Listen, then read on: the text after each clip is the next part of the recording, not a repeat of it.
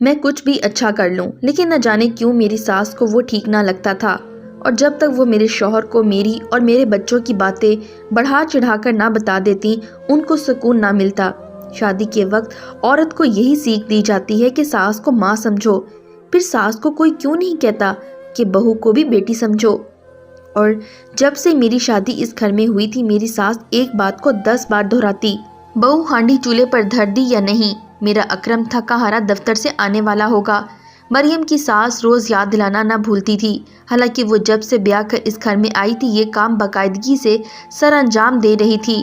ایسا کبھی نہیں ہوا تھا کہ وہ اپنی ذمہ داری کو بھولی ہو، مگر پتہ نہیں کیوں یہاں کے لوگوں کو اس کی کارکردگی پر شک ہی رہتا تھا، اور وہ قدم قدم پر یاد دلانا اپنا فرض سمجھتے تھے۔ سلیم بیٹا، مریم نے اپنے بڑے بیٹے کو پکارا۔ ہاں ہاں، اب گلا پھاڑ کر دو آوازیں، پتہ ہے نا باپ کے آنے کا وقت ہو رہا ہے، اب گلی محلے میں آوارہ پھرنے والے بچے کٹھے کرو اپنے، پتہ نہیں کیسی ماں ہو، احساس ہی نہیں اولاد کا، اپنے آرام کی خاطر بچوں کو گلی میں نکال دیتی ہو۔ وہ اپنی ساس کو بتانا چاہتی تھی کہ اس کے بچے گلی میں نہیں بلکہ کمرے میں بیٹھے اسکول کا کام مکمل کر رہے ہیں، مگر کیا فائدہ، پھر کوئی دوسرا موضوع لے کر بیٹھ جاتی۔ اصل میں اس کی ساس کو بولنے کا خب تھا، کسی نہ کسی بات کو لے کر بولتی ہی رہتی۔ ان کی اسی عادت کی وجہ سے محلے کی خواتین بھی ان کے گھر آنے سے گھبراتی تھیں، اور مریم کے چاروں بچے بھی دادی کے سامنے آنے سے بچنے کے لیے اکثر اپنے کمرے میں ہی رہا کرتے۔ ماں کی آواز سن کر سلیم کمرے سے نکلا تو اس نے ننھی منہل کو اسے تھما دیا۔ ضد کر رہی ہے، بھلاؤ ذرا اسے۔ وہ بچوں کے ساتھ بہت نرم لہجے میں بات کیا کرتی تھی۔ اس پر بھی اس کی ساس نندے یہی کہتی تھی، دیکھنا ایک دن سر پکڑ کر روئے گی، بچے ایسے انداز کو کچھ نہیں سمجھتے، سب کے سب ہاتھ سے نکل جائیں گے۔ مگر اس نے اپنا انداز نہیں بدلا۔ اب تو بڑا سلیم 12 سال کا ہو رہا تھا، اس سے چھوٹی فاریہ، پھر ہادی اور سب سے چھوٹی مناہل۔ فی الحال تو بچے بہت مؤدب تھے، اور دادی کہتی ماں نے میرے خلاف بھڑکا دیا ہے، تبھی تو میرے قریب نہیں بھٹکتے، اسی سے چمٹے رہتے ہیں۔ اور وہ بھلا ان کی دادی کو کیسے سمجھاتی کہ بچے پیار کے بھوکے ہوتے ہیں، جو انہیں اپنے باپ اور دادی دونوں سے ہی نہیں مل رہا۔ آج سے 14 سال پہلے جب وہ اس گھر میں بیاہ کر آئی تھی تو گھر بھی معقول اور شوہر بھی معقول تھا۔ اکرم کو مریم کے ابا نے شرافت، ایمانداری اور محنت کی وجہ سے قبول کیا۔ کچھ اس کی شخصیت بھی اچھی تھی۔ اسے یاد تھا اس کے ابا ہمیشہ کہا کرتے تھے، اچھی اور خوشگوار زندگی کے لیے مرد کا جسمانی طور پر صحت مند ہونا بہت ضروری ہے، ورنہ وہ ہمیشہ چڑچڑا اور بیماری ہی رہتا ہے۔ یوں ہی خود بھی وہ بہت حسین تھی، مگر اکرم اپنے سامنے کسی کو کچھ سمجھتا ہی نہ تھا۔ شادی ہو کر آئی تو مریم کے بھی باقی تمام لڑکیوں کی طرح بہت سے خواب تھے۔ ہمیشہ اکرم کی آنکھوں میں وہ اپنے لیے تعریف اور محبت ڈھونڈتی رہ ہی جاتی جو اسے نہ ملتی۔ اکرم کو پرواہ تھی تو صرف اپنی ذات، اپنی شخصیت اور اپنی خوبصورتی کی۔ مریم اس کی زندگی میں ہے یا نہیں اسے فرق ہی نہیں پڑتا۔ اس کی ماں ہمیشہ سے ہی بد مزاج، بد زبان اور چڑچڑی رہی تھی۔ اس گھر میں آتے ہی مریم کو اندازہ ہوا کہ اس کی کوئی اہمیت نہیں، اہمیت تو اکرم اور اس کی ماں کی تھی۔ اکرم اپنی صحت کے معاملے میں ضرورت سے زیادہ حساس تھا۔ اس کی تنخواہ کا کافی حصہ اس کے لیے مرغن غذاؤں کی نظر ہو جاتا۔ بادام، مربع جات، یخنی، انڈے، پھل باقاعدگی سے سب آتا، مگر کھانے کی اجازت صرف اکرم اور اس کی ماں کو ہوتی۔ اس کی ساس کی ایک عجیب عادت تھی، ہر چیز گنتی کر کے رکھتی، وقت بے وقت مریم سے پوچھ کر اسے شرمندہ کر دیتی، کسی اور نے کچھ کھایا تو نہیں؟ وہ تو اپنی آنکھوں میں آئے خاموش آنسو ادھر ادھر دیکھ کر چھپاتی۔ جو کبھی وہ تھوڑا بہت کھا بھی لیتی تو شوہر اور ساس کے اس قدر حساب کتاب کے بعد جھجک کر وہ بھی چھوڑ دیا۔ کچھ وقت گزرا تو ساس کو شوگر کے مرض نے آن لیا۔ ان کی غذا اب خشک میوہ جات اور دودھ تک محدود ہو گئی۔ اکرم پھل وغیرہ ابھی بھی لاتا تھا، مگر حساب کتاب سے، صرف اپنے لیے ہی لے کر آتا۔ بات صرف کھانے پینے تک کی نہیں تھی، بلکہ وہ دیکھتی تھی کہ اکرم کو اس کی پرواہ ہی نہیں۔ وہ اپنی ذات میں گم رہنے والا اور اپنی ہی ذات کی پرواہ کرنے والا انسان تھا۔ اپنے شوہر کے ایسے مزاج کی وجہ سے مریم نے اپنے تمام حسین خواب آنکھوں سے نوچ کر پھینک دیے، اور اس گھر کے روز و شب کا حصہ بنتی چلی گئی۔ رات کے وقت ہی اکرم کے لیے بادام بھگو دیتی، جب وہ صبح اٹھتے ہی خالی پیٹ دودھ کے گلاس کے ساتھ کھاتا، پھر ایک کٹوری دہی، گھنٹے بعد ناشتے میں انڈا پراٹھا، شام واپسی پر فروٹ چاٹ پہلے سے تیار ملتی۔ پھر رات کا کھانا، سونے سے پہلے دودھ کا ایک گلاس موسم کے حساب سے موجود مربے کے ساتھ۔ یہ تھی اکرم کی سادہ سی غذا۔ بیچاری مریم شادی کے بعد جیسے خود کو بھولتی ہی جا رہی تھی۔ سارا دن گھر کے کام کاج کے ساتھ اکرم کے کھانے پینے کا خیال اور اس کی ماں کا الگ کھانا پینا۔ ہر چھٹی کے دن جب اس کی چاروں شادی شدہ نندیں آتی تو ان کے لیے الگ دعوت کا سا اہتمام کرنا پڑتا۔ شادی کو سال بھی نہ گزرا تھا، وہ خود کو بھول چکی تھی۔ بعض اوقات دل میں گلہ ضرور آتا کہ کاش اس کے ابا اس آدمی کی شخصیت کی تھوڑی تو چھان بین کرواتے کہ یہ کیسا خود غرض آدمی ہے۔ ابھی ان حالات اور شوہر کے بد مزاج شخصیت سے گزارا کرنا سیکھ رہی تھی کہ خود امید سے ہو گئی۔ اس دن وہ بہت خوش تھی۔ اسے لگا تھا اسے تمام جہانوں کی دولت مل گئی ہے۔ اسے لگا تھا اکرم اب اس کا خیال کرے گا، اس کے لیے نہ صحیح پر اس کے آنے والے بچے کی خوشی میں وہ اس سے محبت کا مظاہرہ کرے گا۔ مگر وقت نے ثابت کر دیا یہ تمام اس کی ذاتی خوش فہمیاں تھیں۔ اس خوشی کی خبر کو سن کر بھی اکرم کا رویہ نہ بدلا اور نہ ہی اس کی ماں کا بد مزاج۔ اکرم کی خود غرضی اور اس کی ماں کی بے حسی کو دیکھتے دیکھتے زندگی کی گاڑی چلتی رہی۔ جب تک مریم کے ابا حیات رہے بیٹی کی بہت سی ضرورتیں میکے سے پوری ہو جاتی، پھر ابا نہ رہے تو دونوں بھائی جہاں تک ممکن ہوتا بہن کی مدد کر دیتے، مگر ان کے بھی اپنے اخراجات تھے۔ وہ ابا کی زندگی والی باتیں اب باقی نہ رہی تھیں۔ مریم کو لگتا تھا اب اکرم کو ایک باپ کا بھرپور کردار ادا کرنا چاہیے، مگر اکرم ابھی بھی ویسا ہی خود غرض تھا جو گھر آتے ہی صرف اپنے کھانے پینے کی فکر کرتا۔ بچے اگر کبھی کچھ کھانے کے لیے ہاتھ بڑھاتے تو ان کے منہ پر تھپڑ مار کر انہیں کمرے سے باہر نکال دیتا۔ ہادی تو اب اکثر ہی ضد کرنے لگا تھا، مگر وہ بچوں کو سمجھا دیتی کہ ان کا باپ کماتا ہے، محنت کرتا ہے اور کمزوری کی وجہ سے اس کو یہ سب کھانا بہت ضروری ہے۔ بچوں کی ضد کے سامنے دادی نے پیار سے سمجھانے کی بجائے ہمیشہ ہی ڈانٹتی کہ باپ کتنی محبت کرتا ہے اور کبھی جو بچوں نے اسے سکھ سے کچھ کھانے دیا ہو، یہ سب تمہاری غلط تربیت ہے۔ بات جو بھی ہوتی مریم پر ہی ختم ہوتی۔ اکرم چھوٹی چھوٹی بات پر مریم سے غصہ کرتا اور مریم پر ہاتھ بھی اٹھا دیا کرتا، مگر اب بچے بڑے ہو رہے تھے۔ اکرم کا یہ رویہ انہیں ذہنی تناؤ میں مبتلا کر رہا تھا۔ سلیم 13 سال کا ہو چکا تھا۔ باپ کی ہر وقت کی گالی گلوچ، بے وجہ مار پیٹ اور ماں پر چلانے کی عادت سے ہر وقت سہما سہما سا رہتا تھا۔ اس شام بھی اکرم دفتر سے واپس جلدی آ گیا۔ مریم ابھی شام کی سبزی بنا رہی تھی کہ اس نے آواز دے ڈالی، جلدی آ جاؤ، کہاں مر گئی ہو؟ وہ جلدی سے فروٹ چاٹ اٹھا کر اس کے سامنے آ گئی۔ کہاں دفع ہو گئی تھی؟ سارا دن کا تھکا ہارا گھر پہنچا ہوں، پتہ نہیں کون کون سے کام نکال کر بیٹھی رہتی ہو، سنتی ہی نہیں۔ وہ میں شام کا کھانا تیار کر رہی تھی۔ ہاں بڑا مشکل کام ہے نا۔ اکرم کا رویہ اس کے اندر بیزاری اتار دیتا تھا۔ آج تو ویسے بھی اس کی طبیعت ٹھیک نہیں تھی، صبح سے سر میں درد اور سستی ستا رہی تھی۔ وہ یہ تکلیف ٹالتے ہوئے بھی کام میں لگی ہوئی تھی۔ اب شوہر کا جلتا ہوا ایک ایک لفظ اس کی تھکن کو مزید بڑھا رہا تھا۔ سر دباؤ میرا، درد سے پھٹ رہا ہے۔ وہ چپ چاپ اپنی جگہ سے اٹھی اور اکرم کا سر دبانے لگی۔ پورے دن کا کام، تھکن اور شوہر کی بد مزاجی نے رات اسے بخار میں مبتلا کر دیا۔ بے چینی سے کروٹ پہ کروٹ بدلتی رہی، منہ سے ہائے بھی نہ نکالی کہ شوہر اگر نیند سے جاگ جاتا تو ایک الگ قیامت برپا ہو جاتی۔ صبح ناشتے وغیرہ سے فارغ ہوتے ہی سلیم کو ساتھ والوں کے گھر بھیجا۔ نوید بھائی کا گھر تھا، کئی سالوں سے پڑوسی تھے۔ ان کی بیوی بھی بڑی نیک عورت تھی، اکثر مریم سے ملنے آ جایا کرتی تھی، اس کے حالات کو بہت اچھی طرح سمجھتی تھی۔ نوید بھائی ایک بڑے کلینک پر کام کرتے تھے، دواؤں کی اچھی خاصی سوجھ بوجھ تھی، گھر میں بھی چھوٹی موٹی بیماریوں کی دوا رکھتے تھے، محلے والوں میں ڈاکٹر ہی کہلاتے تھے۔ سلیم کو کیفیت بتا کر نوید بھائی کے گھر بھیجا اور دوا منگوا لی۔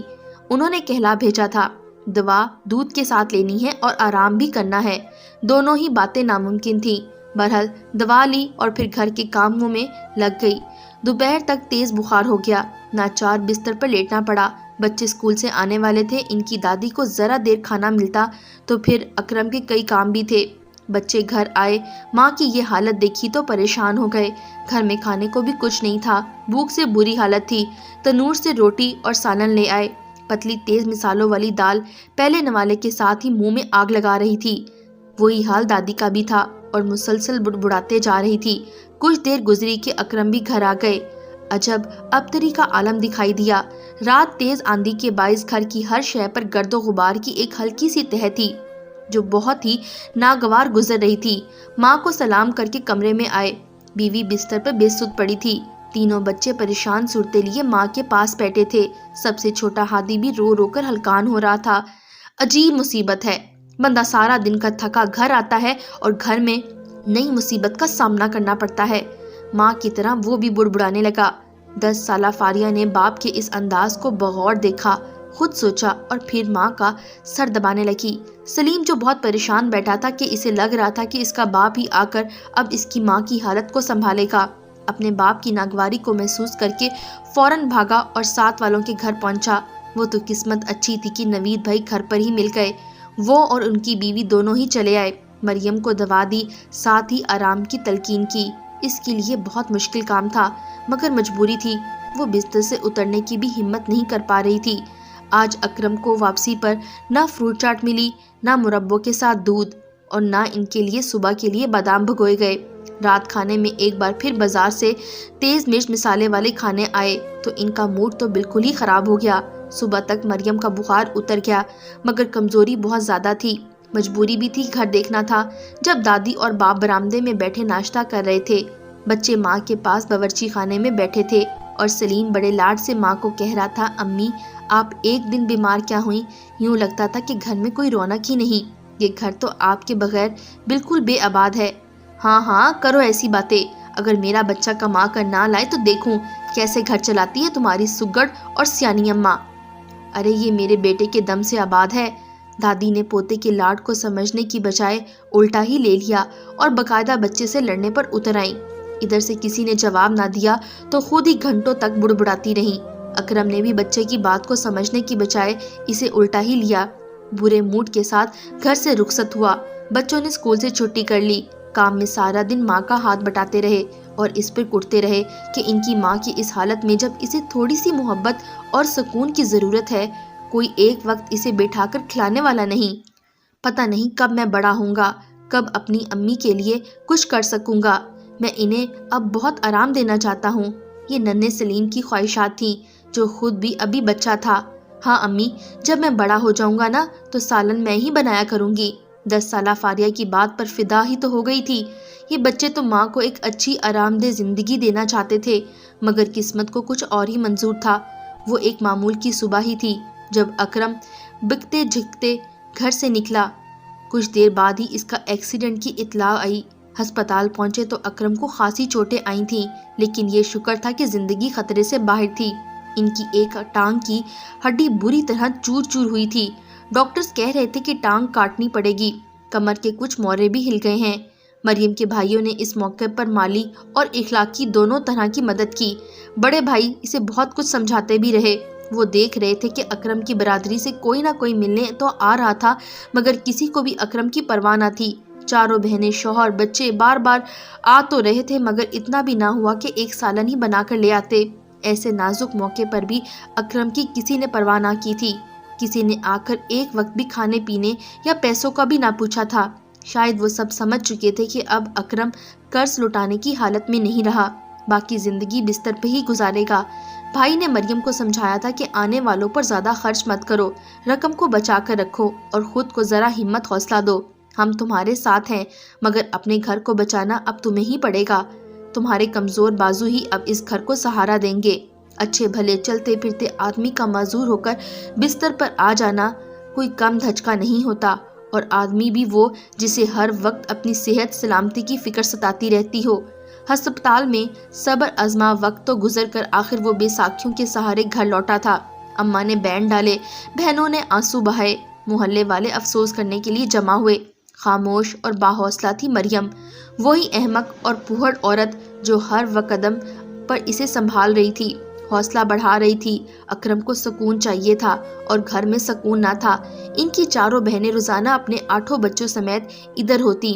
बच्चे सारे घर में उधम मचाते फिरते। इन्हें अब महसूस हो रहा था कि अम्मा बोलती भी बहुत है और ख्वामख्वाह बोलती हैं, और जब वो इन्हें देखकर सर पर हाथ रखकर बैंड डालती तो अकरम का जी चाहता वो मर ही जाए। मरियम बहुत मसरूफ हो गई थी। वो चाहता था कि वो इसके पास आकर बैठे, इसे तसल्ली भरे अल्फाज कहे, मगर ये भी देख रहा था कि अकेली जान के साथ 100 बिखेड़े थे। फिर रोजाना की दाल रोटी, बाजार में मिलने वाले सस्ती तरीन सब्जियों को खा खा कर इनकी बहनों के बच्चे तो बेजार होने लगे। پہلے جب وہ ماموں کے گھر آتے تھے نانی سے فرمائشیں کرتے اور نانی ان کی فرمائش کے مطابق کھانا تیار کروا دیا کرتی تھی، مگر اس بار ایسا نہیں ہوا تھا، اسی لیے وہ بھی بور ہو گئے اور واپسی کی ضد کرنے لگے۔ بہنوں کو واپس جانا پڑا اور ان کے جانے سے گھر میں کچھ سکون ہوا۔ میں آپ سے ایک بات کرنا چاہ رہی تھی۔ سارا دن کے کام نپٹا کر مریم اب فارغ ہو کر اس کے پاس آئی تھی۔ بات کرتے ہوئے وہ سوچ میں ڈوبی ہوئی تھی، مگر اس کے لہجے میں ڈر اور جھجک نہیں تھی۔ ہاں کہو، میں سن رہا ہوں۔ میں سوچ رہی تھی کہ اوپر 2 کمرے تو ہیں، ہم ادھر شفٹ ہو جاتے ہیں، نیچے والا حصہ کرائے پر دے دیتے ہیں۔ اوپر کے کمرے؟ انہوں نے سوچا اور بولے، صرف 2 کمرے ہیں، اس پر کچھ رقم ملنی ہے، ہم بس اس میں ایک کچن اور برآمدہ بنوا لیں گے۔ اور یوں زندگی میں پہلی بار مریم اور اکرم نے کوئی فیصلہ مل کر کیا۔ آج سے پہلے سارے فیصلے اماں اور اکرم ہی کیا کرتے تھے۔ صبح جب اماں کو پتہ چلا تو بہت روئی پیٹی چلائیں۔ انہیں سخت اختلاف تھا، بقول ان کے تو وہ اوپر جا کر بس اوپر کی ہی ہو کر رہ جائیں گی، بار بار سیڑھیاں چڑھنا اترنا ان کے بس کی بات نہیں۔ چھوٹا سا 1.5 چارپائی کا کمرہ ان کے حصے میں آئے گا، یعنی کہ ان کی ماں کے حصے میں۔ بڑا کمرہ تو اکرم اور ان کی بیوی بچوں کا ہو جائے گا۔ میری بیٹیاں آئیں گی تو کہاں اٹھے بیٹھیں گی؟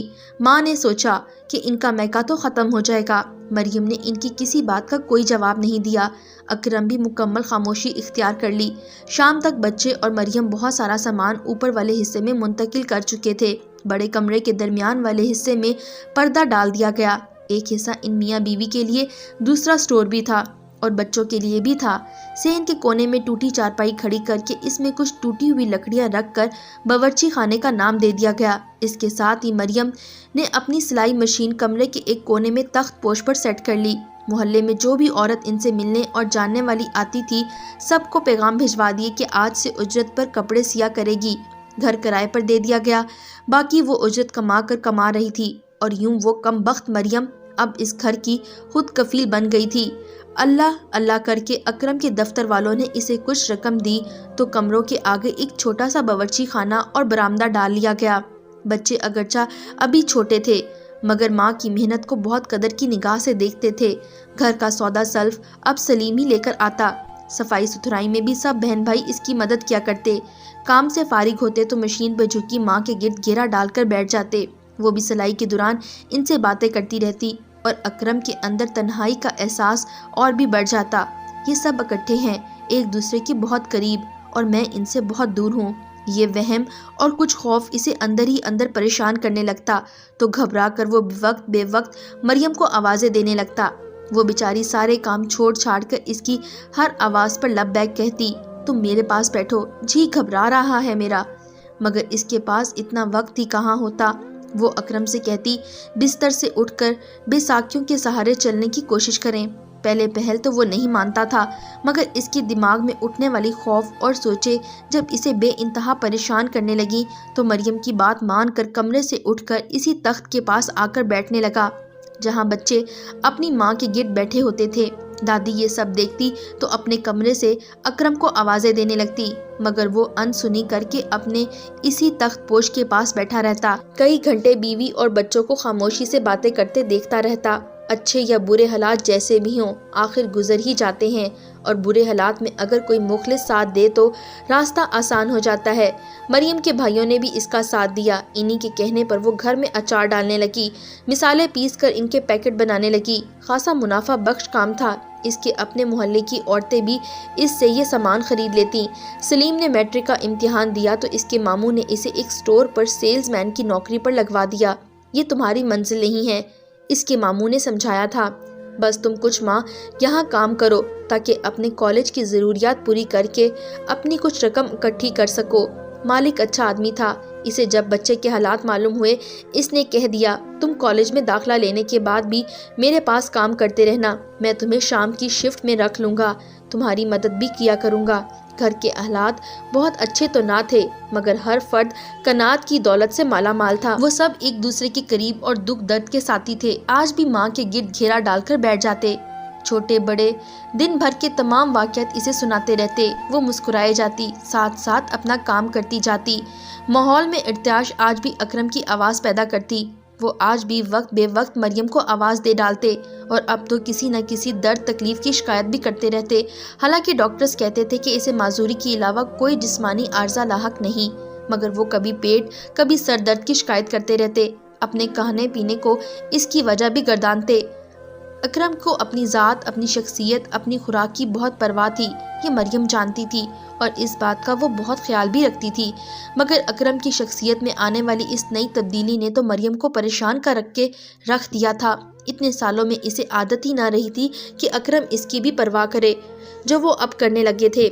तन्हा, बीमार और कमज़ोर तो मरियम कई सालों से थी। ये अलग बात थी कि इसने अपनी तकलीफ़ों का कभी किसी के सामने इजहार नहीं किया था। शायद खुद को भूल गई थी, मगर अब अकरम इसे कैसे याद रखने लगा था। जब तक वो खाना ना खाती, अकरम भी खाना सामने रखकर बैठ जाता। घर में कोई फल आता तो इसका इसरार होता, पहले तुम खाओ, बाद में बच्चे और फिर मैं। और बच्चों से भी अक्सर कहता कि तुम लोग अपनी माँ का ख्याल नहीं रखते, इसकी सेहत और आराम का ख्याल रखा करो। अकरम बहुत बदल गए थे। अब इन्हें मरीम के सिवा कुछ दिखाई न देता। इन दोनों इसकी भतीजी सानिया FSC की पेपर्स देकर कुछ दिनों के लिए इनके पास रहने आई थी। वो फारिया की हम उम्र थी और फारिया के इसके साथ दोस्ती भी बहुत थी। जब से मरियम ने ऊपर 2 कमरे डलवाए थे, फारिया के कहने पर सानिया अक्सर ही इनके यहाँ रहने आ जाया करती थी। पहले इनके घर में किसी को रखने की गुंजाइश ही कहाँ थी। दादी की वफात के बाद इनका कमरा दोनों लड़कियों को मिल गया और लड़के सर्दियाँ गर्मियाँ बरामदे में ही गुजारा करते थे। नए कमरे बने तो घर का हर फर्द बहुत खुश था। सानिया भी पहली बार यूं कुछ दिनों के लिए अपनी फूफो के पास रहने के लिए आई थी। इससे ये सब लोग बहुत अच्छे लग रहे थे, एक दूसरे का एहसास करने वाले, मेहनती। इसके अम्मी अब्बा भी अच्छे ताल्लुकात रखते थे, एक दूसरे से मोहब्बत करते थे। मगर अकरम फूफा की बात ही कुछ और थी। वो तो फूफो के दीवाने थे। इन्हें फूफो की बेहद फिक्र रहती। जब तक फूफो खाना ना खा लेती, वो भी खाना ना खाते। फूफो थक जाती तो वो इसरार करते, मुझे तेल की शीशी ला दो, तुम्हारे सर की मालिश कर देता हूँ। कभी जो फूफो खाने में सुस्ती करती तो वो भी खाना छोड़कर बैठ जाते। ऐसी मोहब्बत ना देखी ना सुनी। अब ये हाल है तो जवानी में तो बिल्कुल दीवाने होंगे, है ना फूफो? एक रोज ये सब इसने मरियम से कहकर शरारत से पूछा था और बड़े दिनों बाद मरियम की आंखों में आंसू आ गए। खामोश आंसू छुपाने के लिए वो मजीद मशीन पर झुक गई। बताइए ना फुप्पो। मरियम का दिल क्या था कि इसे सब सच बता दे कि जब इसे एक महबूब मेहरबान हमसफर की ख्वाहिश थी तो कैसे कठोर था इसका शौहर, और फिर जब इसने अपनी तमाम ख्वाब अपनी आंखों से नोच फेंके, इसके बच्चों ने अपनी मोहब्बत और एहसास की गर्मी में इसमें एक नई रूह फूंक दी थी, तो ये टूटा फूटा हुआ शख्स इसके लिए मेहरबान बन गया था। प्यारी बेटी, ये बातें अभी तुम्हें समझ नहीं आएंगी। तुम्हारे फुप्पा वाकई बहुत मोहब्बत करने वाले हैं, मगर बात सिर्फ इतनी है कि हर चीज़ का एक वक्त होता है। औरत तो एक सायादार दरख्त की तरह तमाम उम्र अपने घर पर छाँव किए रखना चाहती है। ये शौहर ही होते हैं जिन्हें जवानी में इस छाँव की ज़रूरत नहीं होती। वो अपनी माँ को ही अपनी छाँव बनाए रखते हैं तो इनकी टहनियों की बेदर्दी से तोड़ देते हैं। कभी कभी तो जड़ से भी उखाड़ कर घर से बाहर फेंक देते हैं। हाँ, बुढ़ापे और मजबूरियों में जब ये थक जाते हैं तो तब यही बीवियाँ इनके लिए सायादार शजर साबित होती हैं। इससे आगे इससे कुछ नहीं बोला गया। अपने कितने ही बेनाम आंसू वो अपने अंदर उतारती चली गई थी। काश अकरम, तुम्हें मेरी ये कदर जवानी में होती, जब मुझे तुम्हारी सख्त ज़रूरत थी।